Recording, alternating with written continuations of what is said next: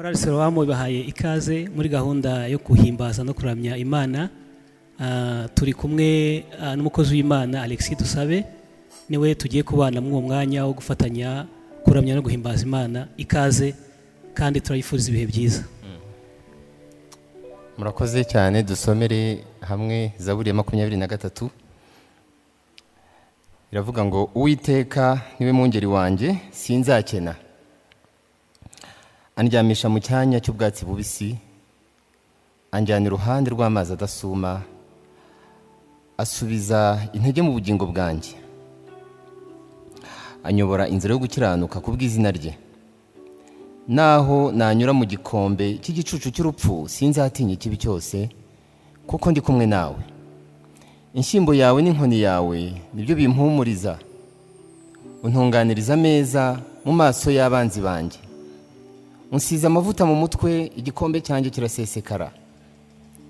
Nukuri kugirirwa neza n'imbabazi bizanyomaho iminsi yose nkiriho, nanjye nzaba mu nzu y'Uwiteka iteka ryose. Amen.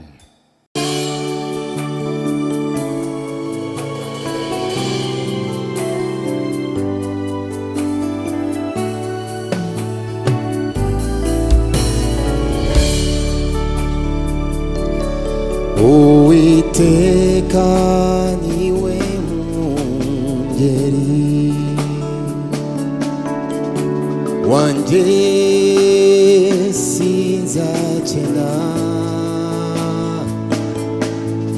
Andyamisha mu cyanya cy'ubwatsi bubisi, anjyana iruhande rw'amazi adasuma, ansubiza intege mu bugingo, anyobora iyo gukiranuka. Naho nanyura mu gicucu cy'urupfu sinzatinya, uri kumwe nanjye.